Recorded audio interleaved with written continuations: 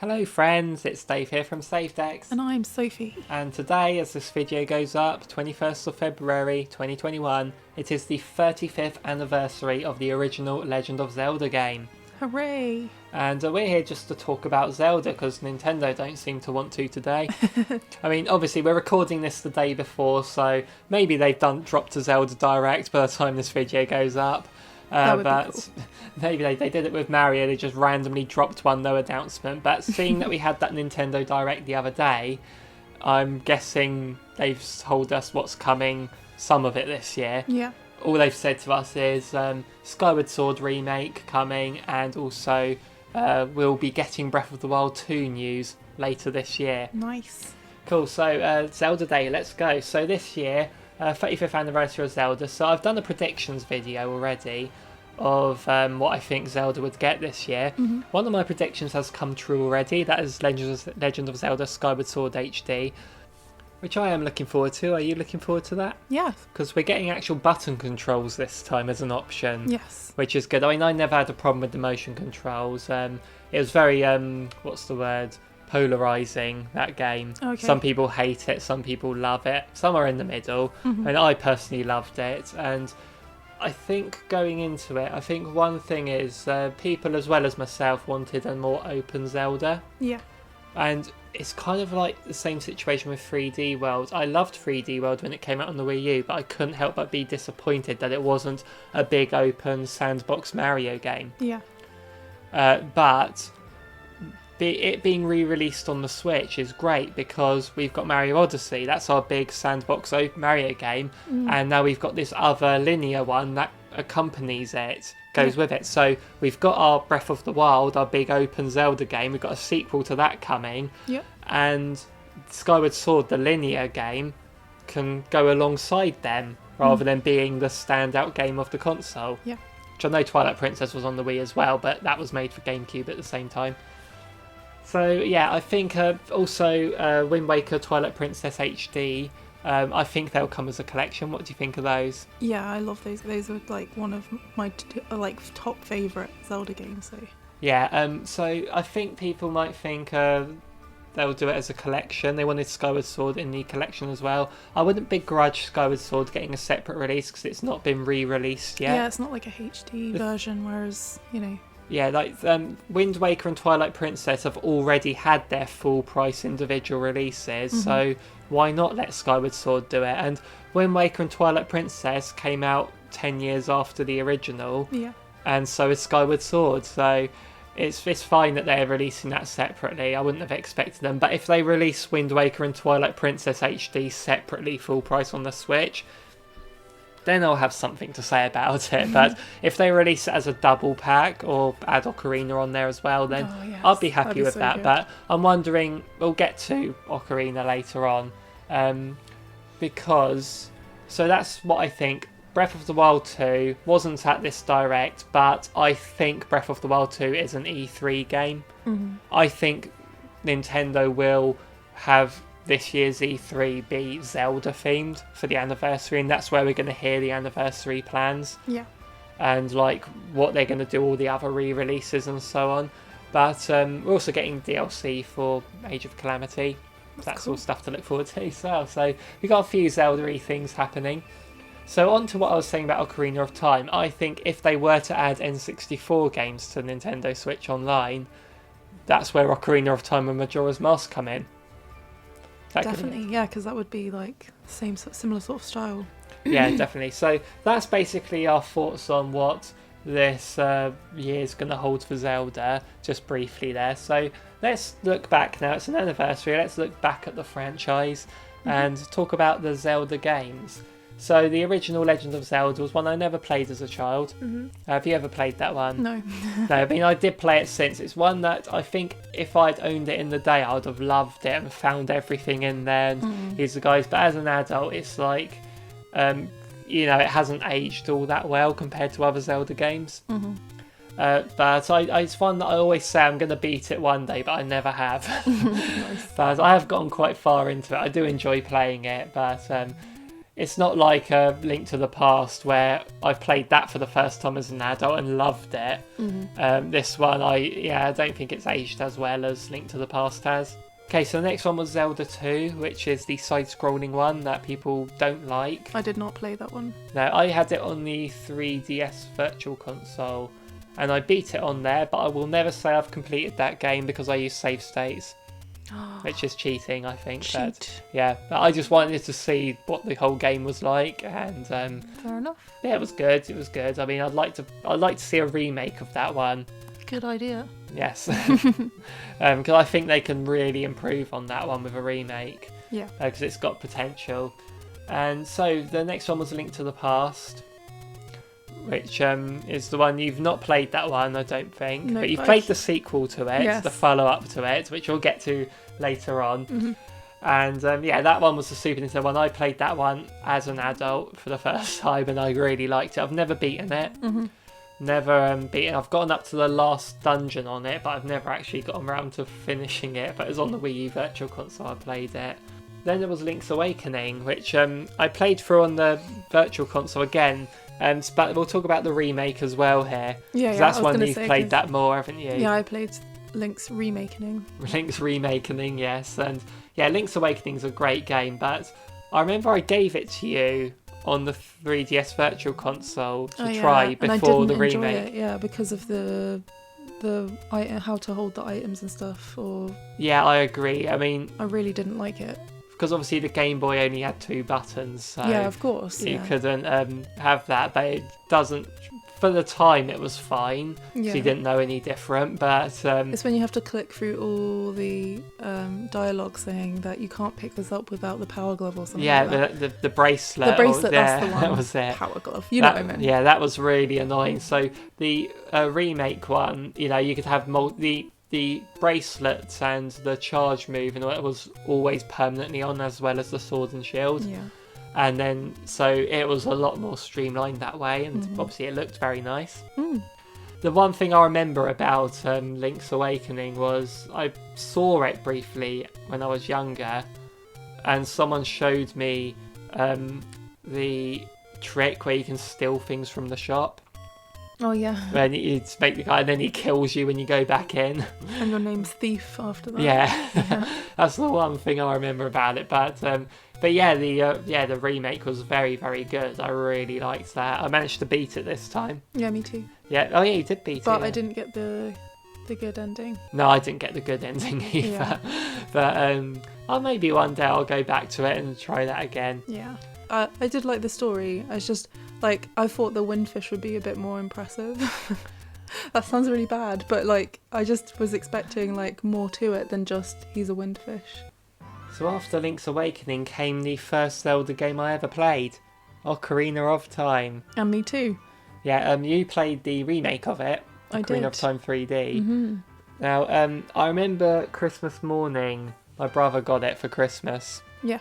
The same year I got Banjo-Kazooie for my birthday, so that was Aw. our games that year, the present games that year. Yeah. And I didn't know anything about the Zelda games other than the fact that because I assumed, like a lot of people, that Link was called Zelda. Mm-hmm.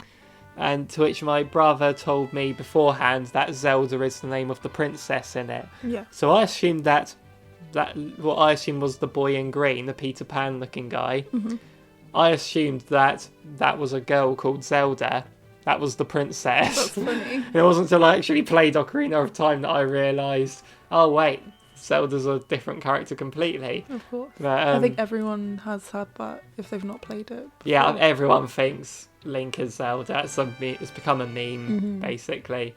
But Ocarina of Time, I remember everything about that game. I've played for it so many times. It's my favourite in the series, I'd say. Oh, that's cool. But I remember when it came to 3DS, I mean, it did improve the game because of the touchscreen, gave you a better item management basically, and it just worked so well. And the iron boots you could just equip quickly. Mm-hmm. And I just remember finding my way around Hyrule, getting lost for ages on some places. Yeah. And it was just such a good time. And obviously I can't capture that in modern games now, because even in Breath of the Wild, because because I'm not that young anymore, and my mind is, I find solutions quicker than I did back then. Yeah. Because I'm just more experienced with the games, and yeah, it's just a shame really that I can't capture that magic again. But I still love this game. It's very nostalgic for me. How about you? It was the first game that you showed me, Yeah. and it turned me into a game person. I remember when I was sort of helping you through it, and I was trying to not tell you anything. Yeah. Because I was like, I want you to discover things yourself. Yeah. And have that experience I had, but then I couldn't help but point you in the right direction. Yeah, it wasn't very good. But I remember one time I went to work and I left you, I think it was when we were coming up to Zora's Domain. Yeah. And I was wondering at work how far you'd get, because I remember getting stuck on what to do there. Mm-hmm. And when I came home, you were in the dungeon, like in the Jabu Jabu's belly. Yeah. And I said to you, how did you get in there? And you told me you hadn't looked up the solution. You No, said I just you did did the waterfall diving game, and it told you about you saw that door underwater, and you saw the bottle, and it told you were inside, and you worked it. I'm like, wow, okay, you're good at these. No. Like, definitely. But yeah, I really, really like Ocarina of Time. Yeah, me It's a too. fantastic game. Okay, so for years and years, though, I've been torn whether my favourite Zelda game is Ocarina of Time or Majora's Mask. Okay. And the thing that made me realise that, I always sort of saw them as the best two, but Ocarina of Time in the lead. But when I played through Ocarina of Time 3D for the first time, Yeah. at times I had myself thinking, I wish this was Majora's Mask instead. No way. Like, and I don't know why, but when we did get Majora's Mask 3D, that sort of told, because I hadn't played Majora's Mask in so long, that might have been why I was thinking that. Yeah. But it has sort of confirmed, yeah, Ocarina of Time is my favourite still, but Majora's Mask is the second place. Yeah. So Majora's Mask is the very dark Zelda game. Yes. That everyone, I don't think everyone loves it, but the people that love it really love it. I haven't played it, but I watched you play a bit of it, and it is like, it does look dark, and Yeah, I mean, Skull Kid's amazing. Mm-hmm. The whole that moon is the most terrifying thing I've ever seen in a game. yeah. Every time it gets brought up, like even in Smash Brothers or in Hyrule Warriors and stuff, it is freaky, that it's thing. nasty. They didn't. It would have been scary enough, the moon coming down, without them putting that giant face on it. I love it though. I love it too, but yeah. And anyway, I had this guidebook that came free with a magazine. Now, how Majora's Mask works is it's like Groundhog Day. You relive the same 3 days over and over again. Yeah. Every time you go back to the first day, you keep all the major items you've got, but everything reverses back to day one. Yeah. All story progress you might have made goes back to day one. But if you've learnt the song that opens the dungeon, you can go straight to the dungeon and open it up without doing the story stuff before. Okay. So, because of that, and there's so many side quests and things, you can do a lot of things in a lot of different orders. This guidebook wasn't just a straight beginning to end guidebook, it was the A to Z of Majora's Mask. Yeah. Everything in the game had an entry and it was categorised A to Z.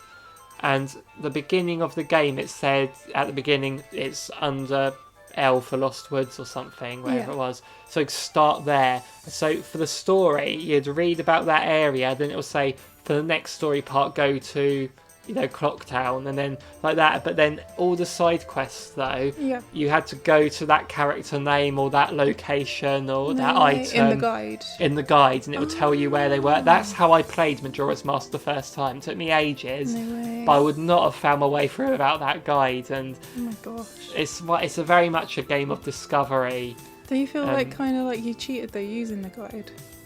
It is a hard thing because like back then people did use, I mean even now people use YouTube and of course. things like that. But I'd say reading in a book compared to watching a video on YouTube, you can read something in a book And misinterpret it, but also it will tell you stuff, but you don't know what whatever it is looks like or exactly where it is in an area it is. That's true. You've got to find it. So it doesn't, but if you watch it on the video, like in the 3DS remakes, they added in the option so you can watch a video of what to do next. I thought that takes away. Well, I still had to work some things out myself when I got there. That makes sense. So that's sort of like the difference between reading a guide and watching a guide, I'd say. So yeah, Majora's Mask, absolutely loved it. I was actually scared playing it when I was younger as well. Way. Oh yeah, I had to have the lights on. Definitely. That's adorable. And so yeah, that was Majora's Mask. Absolutely loved that one. Okay, next were the Oracle games, Oracle of Ages and Oracle of Seasons. Do you know about these? Nope. You don't know about these. So these are Game Boy Color games. I didn't buy them in the day. I got them when they came to 3DS Virtual Console. And yeah, they're basically two games. They're made by Capcom, these ones. And they were both released on the same day. Mm-hmm.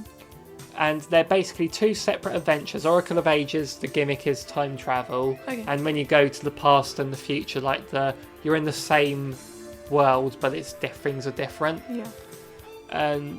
And in Oracle of Seasons, you can change the seasons to spring, summer, autumn, winter, and things change there. Like in the winter, this water you can't get past will now be ice, so you can walk over it. Things like that. And then in, like autumn, the trees will have fallen down, like the leaves will have gone, so you can get through other places, stuff like that. Because you can't walk on leaves.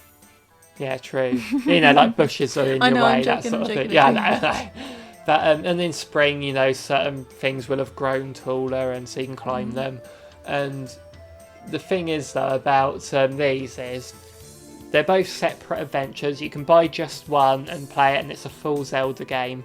Same style as Link's Awakening. Okay. But if you've owned both of them, when you beat one of them, you get given a password. Oh, nice. If you enter that password into the second game you play, there'll be extra cutscenes in that game, and there'll be dialogue changing. That game becomes a sequel to the first game you played. What? And then there's like a bonus boss fight afterwards with a proper true ending. Oh my god. So if you own both games, you are getting more. Let's say they're not the same games at all. They have different things in them, different worlds, different dungeons. It is a very different game. Like Oracle of Ages is more puzzle based, and it's seen as more action oriented. So they are different. Depends which style you like. But I'd say get both. I feel like though it's a bit unfair to release two at the same time, because people generally aren't going to be able to afford both. That's true, but again, each game was a full Zelda game. Yeah, totally. So you didn't need to buy both.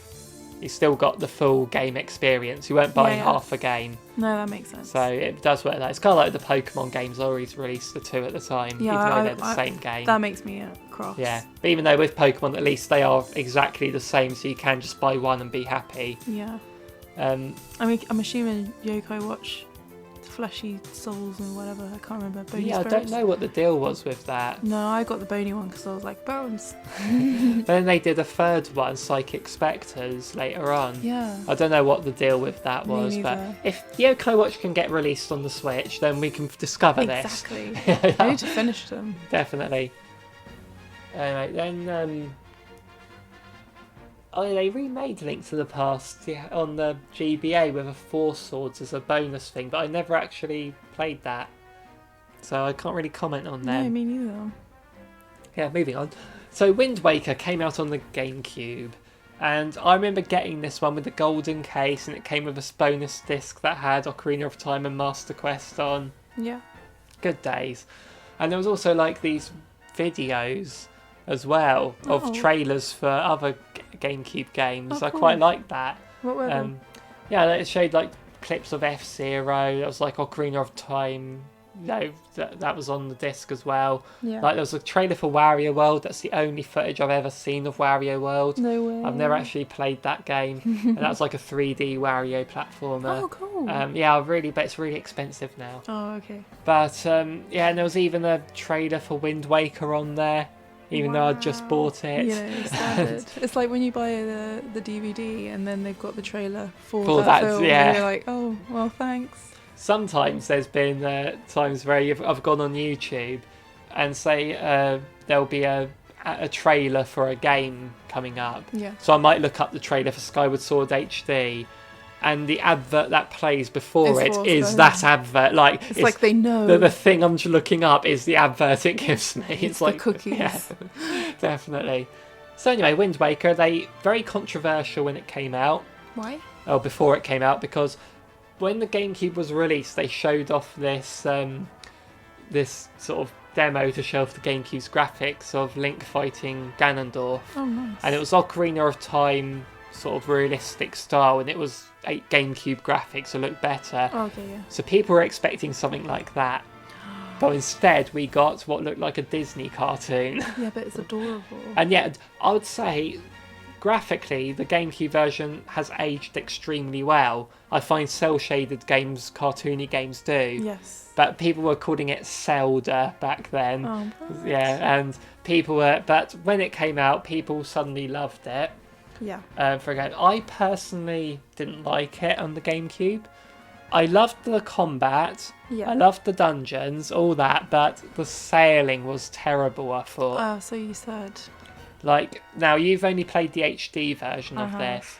You said it was nicer. Yeah, the HD version is so much better because you can sail twice as fast in it. Nice. You know, when you have the swift sail on, the wind just follows behind you no matter where you go. Yeah. In the original, you had to play that Wind Waker song every time to change the wind if you wanted to slightly change direction. God, that must have been a nightmare. It was very tedious. And the Triforce quest, everyone goes on about that.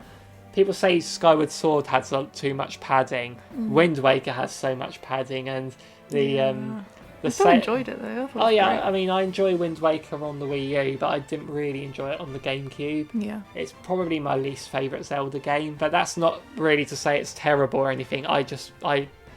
I don't hate any Zelda game, really. No, So yeah, I think Wind Waker is probably my least favourite of them. But HD is definitely higher up. Yeah. But I'm talking about the original release. So there's on with that. But I know plenty of people, from what I saw, obviously forums back then, of a lot of people didn't like Wind Waker. But I think now people love it. And I think a lot of that is due to the fact that obviously I was a teenager when Wind Waker came out, as were the forum people back then. But now, the people on making YouTube videos, they were children when Wind Waker came out. For a lot of them, it was their first Zelda game. Yeah. And that whole, once something's got you in the nostalgia, it's never coming you're out. going to love it. It's like why people say Sunshine's their favourite Mario game. Yeah. And it's like, well, and anyone who says Sunshine's their favourite Mario game, acknowledge that it's got all the flaws it has. Yeah. No one's in denial about them, but because it's their childhood game, that's why it's their favourite, and that's you can't fault that, so fair enough. The other GameCube game it got was Four Swords Adventures, which I've never played, so can't really talk about that. Neither. It's one with the 4 links in.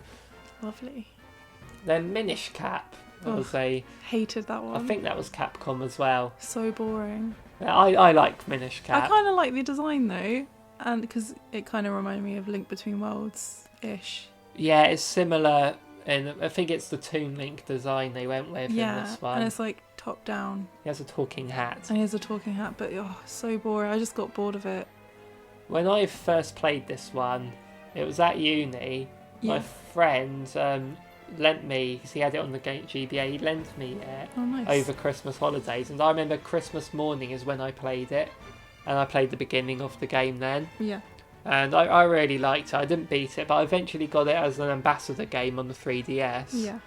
And I made it a little tradition every Christmas morning to start up the game. No way. So moving on. Legend of Zelda Twilight Princess was a game originally coming to the GameCube. Got that huge reaction at E3. But it kept on getting postponed and postponed and postponed. And eventually they put it out as a Wii title. The launch. Not a small title. It was a very big title. It's a very, very big title. What do you think of Twilight Princess then?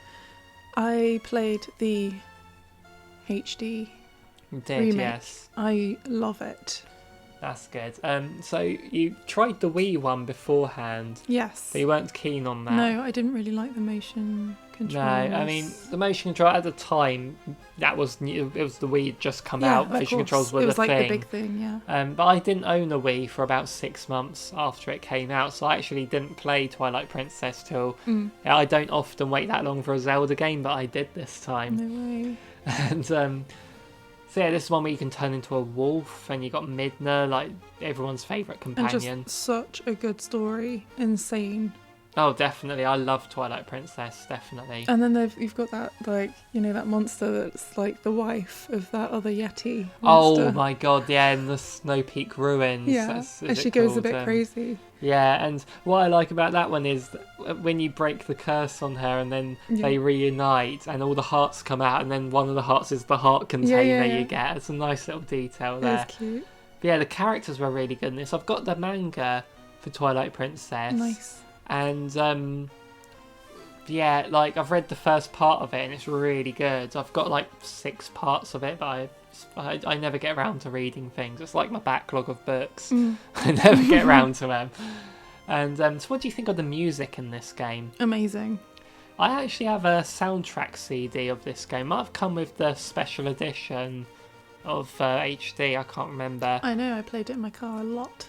Yeah, so we have a little story about the soundtrack CD. Yes. When we were driving back from a wedding one day, we were driving along this long and tedious road. No, we have to start from when we were driving to the wedding. Oh, we were driving to the wedding. We went a different way, didn't we? Yeah, we did. Oh, yeah. And we were listening to the CD, and it was really good. Yeah. And I discovered Melo Mart because I'd forgotten it from when I was playing the game. Oh, yeah. I love Melo Mart. It's the thing is, I don't think you go in there very often in the game. No, might be why you... Yeah. But yeah, that's a very fun music track. It's just so happy, and it's got like voice in it as well. Yeah. Which is sort like, of, yeah. you don't see. Yeah. Yeah. Well, yeah, Definitely. I don't know. It's sort of a voice. It might be in another language, so I'm not entirely sure. Yeah, I can't remember. It's like says something. It's like or something like that, and I'm like, oh. But yeah. I'd love to one day know what it actually says. Yeah, so anyway, coming back from the wedding then. Yes. What happened? We were driving along the A3, which is the most boring road to ever drive on. It's really long and really boring. And luckily Sophie was driving so I could have a nap. Well, yeah, I thought Dave was asleep, so I was sort of dozing a bit. I was singing along to it. And I'm not going to sing it now, but it was about how much I hate the A3. It was to the village you start in. It was the theme to that. And yeah, and it was like the if you know how that song goes, the words were "I hate the A3. It's such a bore to me." It was like the main 2 lines you were singing, and it's one of those. It might not sound like much listening to us describe this, but you had to be there. Yeah, it was one of those because we were both really tired. I was half asleep and I'd had a few drinks as well. Yeah, and I was crying with laughter while you were doing it. Just because it was out of nowhere. The thing is, I was singing for a long time before I realised that you had heard me and were laughing. So you must have been like silently laughing to yourself. So if I hear that background music again, I just think that's the A3 song. Yeah, the A3. Yeah. So that was Twilight Princess. Really love that game. I'd love to see that and Wind Waker HD come to Switch as a collection. Yeah. But the next 2 games really are ones that people don't seem to like, but I like them. The 2 DS ones, Phantom Hourglass and Spirit Tracks. Yes, I played Phantom Hourglass for a little bit and then I didn't continue, but I did like what I saw with it. I like that you could draw a line for where your boomerang goes for the puzzle, for the hitting the things. I can't remember what they're called, but yeah. Switches. Spirit Tracks. I didn't get past the first bit. I was not interested. I kind of thought the opposite. Really? Like, I preferred Spirit Tracks to Phantom Hourglass, but I didn't hate Phantom Hourglass either. No, fair enough. I thought the touchscreen controls were spot on, I thought. Yeah. I really liked how they worked. They weren't necessarily needed, but the fact that you can bring the map down to the touchscreen and annotate it, that was amazing. You could draw the trails for the boomerangs, and I just really liked how it worked.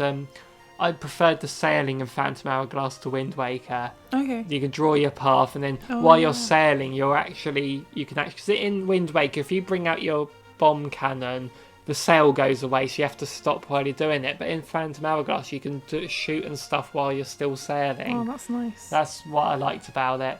And Spirit Tracks, I like the trains. I like trains. I like trains. Pew. And Zelda's a ghost. Yeah. I just didn't like it. Oh, fair enough. I didn't like the start of it, and I was like, no, I'm not going to do it. The end's the best. She sort of forced me to help her, and then I was like, I'm not doing this. Oh, fair enough. Yeah. Anyway, on to another controversial game then, Skyward Sword. That's getting remade. Now, the problem with Skyward Sword is when it came out. If this game had come out towards the beginning of the Wii's life, this would have been much better received, I think. Do you think? Because a big problem people have with this game is the motion controls. I personally thought they worked really well. Yeah. But obviously not everyone likes motion controls anyway, so if you don't like motion controls, you won't like this game. That's true. And again, when people are upset about this getting remade because it's a bad Zelda game, and I'm like, yeah, but if a game's bad, surely that's all more reason to remake it. Oh yeah, totally. If a game's already good, there's less point in remaking it than a game that's bad. So they can improve on the things that were wrong with it. Hopefully they will tone Fee right down so that she doesn't keep interrupting you every 2 seconds. Even if there's an option to, like in Bowser's Fury, you can toggle on how much Bowser Jr. helps you. Oh, okay, cool. If there was something like that, you could toggle on at the beginning how much Fee helps you. I wish Fee was like that. I didn't like Skyward Sword at first because you were playing it free with me because of Fee. Yeah, constantly. she is the worst thing about that game. It's awful. But Definitely. then, and also because of like when Zelda gets taken away, and then you go to that whatever it is temple, and she's like, it's like she's not here, and I was like, God, Princess is in another castle. I was like, is this going to be the next one and the next one and the next one? But then I actually watched through the story. The story is amazing in Skyward Sword. And then I was like, actually, this looks awesome, and I wish I'd stuck with it. Yeah, so I'm going to play through with it when it comes out. The story, the music, the art style's all amazing. Yeah, definitely. People criticise the flying as well, and I think the flying could be better, but it's much better than the sailing. Yeah. I've seen people saying that the sailing's better than the flying. I don't know why people think that, but each to their own, I suppose. Yeah. I like the items in it. There's one that's a beetle that you can fly around. Yes. Like it's kind of like a drone. Isn't that on Smash as well? It's one of the items in Smash, yes. And I just really like Skyward Sword. And my first impression when I first beat Skyward Sword, I said that's the third best Zelda game. No way. It's probably a controversial take. I don't think that now.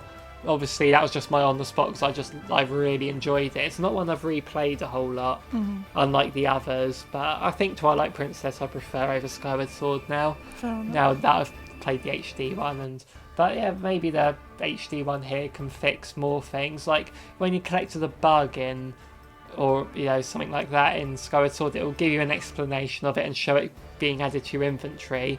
But when you collected the second one, it would just, you got it, it doesn't do the text box again. Yeah. But if you turned the game off and turned it on again, it would explain it to you again. But that was before the Wii didn't really patch the games on there. That's something that would have gotten patched out after a day or something nowadays. So sure. Hopefully that error's not in this new one. But who knows. But I like Skyward Sword. I'm excited for the remake. Let's move on to the next one. Yes. A game that you really like. I really super like this one. It's Link Between Worlds. Yeah. And you put it on the 3DS and gave it to me to play. Like, I didn't even ask for it. You just sort of handed it to me. Yeah. And then, obsessed. I love the art style in it. I love that you go into the wall and you can do, move to other areas using the wall. And it was awesome. And another big thing about this one is it was less linear than the others because you could do the dungeons in any order. Yeah. You can rent the items basically from your house, Mhm. and you can permanently buy them eventually for more rupees, but it made rupees worth something. Yeah. And Skyward Sword went that way by having like upgrades to your items that cost money. Yeah. But yeah, this one, because in Twilight Princess you just always had max rupees and never spent them. But here there was a reason to have them. Definitely. And yeah, and the fact is, but one thing is, you can go anywhere, which meant that the dungeons sort of had to be the same difficulty. Yeah. But it wasn't an easy game. No. It was still a very, very, very good game. So yeah, I really like Link Between Worlds. People that thought Skyward Sword was too linear, well, Link Between Worlds isn't. Yeah. It's a fantastic game, set in the same world as Link to the Past as well, Yes. which is why you get confused as to which one you've played. I didn't realise it was, yeah. So yeah, I love Link Between Worlds. Yeah, Link Brilliant. Between Worlds, amazing game. Love that one. Next one is Triforce Heroes, Yes. which people don't like this one. I bought this for you. Yeah, I like it. I don't know, was it your birthday or I Christmas? think it was a birthday, or it was one of the two. Nice. Yeah, Triforce Heroes, I liked. I'd never played it co-op though. I've only played it single player, where you've got these two other links with you, like AI, but they're like shy guys when you're not playing. You switch control between them. Oh, okay, sure. But it's sort of like instead of a big grand adventure, it's lots of mini levels. Yeah. And you sort of solve the puzzles, beat enemies, and that. It's still Zelda gameplay, just emphasis on costumes. It's a fun little game. Yes. It's nothing grand, but it's a fun one. So speaking of grand, Yes. Breath of the Wild. Cool. What do you think of this one? I personally, it's not that I didn't like it, it's just I couldn't get into it. It was just too big for me. There's too much going on. But it's beautiful and there's loads to do. And, you know, I've watched you play it and I know the story. And I've seen you do the DLC and I know the story from that as well. And I'm excited for the second one. And especially when that trailer came out, I was like obsessed with it. I thought it was awesome. Yeah. Excited for that. Yeah, I think Breath of the Wild was the perfect game for the Switch's launch. Yeah.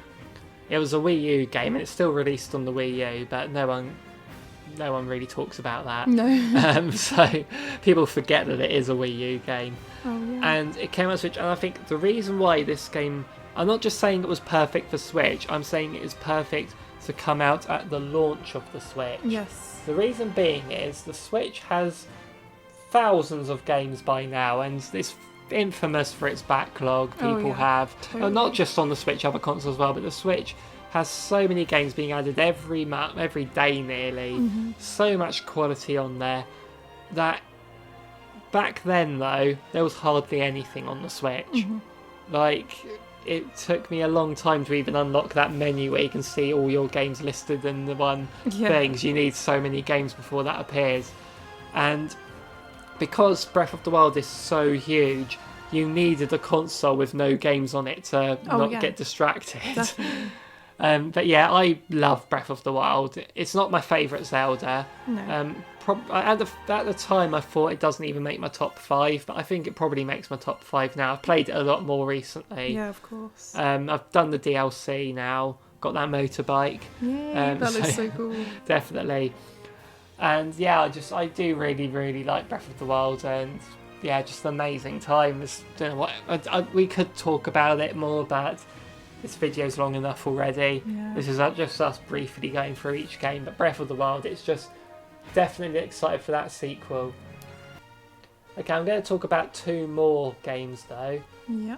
They're both in the same series. There's Hyrule Warriors, and there's Hyrule Warriors Age of Calamity. Yes. So these are Dynasty Warriors games, basically, with Zelda characters. And yeah, I love fan service games. Yeah. Things like Smash Brothers, or things like Mario Kart, things that bring a load of characters playable into one game. Yeah. And Hyrule Warriors was filled with fan service for Zelda. It was its own. It's kind of like a fan. What do you call it? A fan fiction sort of thing, where you're bringing all like the Ocarina of Time and Twilight Princess, Skyward Sword, all those characters together to see. Oh, what if we put all them together? See what happens. That sort of thing. Yeah. And it was really, really fun. I thought it's hack and slash gameplay. To which I was asked at one point, is this going to get me into Dynasty Warriors? Yeah. And I said no. because I'm like, from what I've been hearing, it plays exactly the same as the Dynasty Warriors games. I've heard that they all play the same, which I can't say that for sure. It's just what I've heard. And I'm like, well, if they all play the same, I'm going to only play the one that has the Zelda characters in. They're not going to get better than that for me. And then. But then they released Age of Calamity, which is Hyrule Warriors with Breath of the Wild characters in the world there. Yeah. Which was a genius idea. It's that very sort of Nintendo way where I don't think anyone saw that coming. No.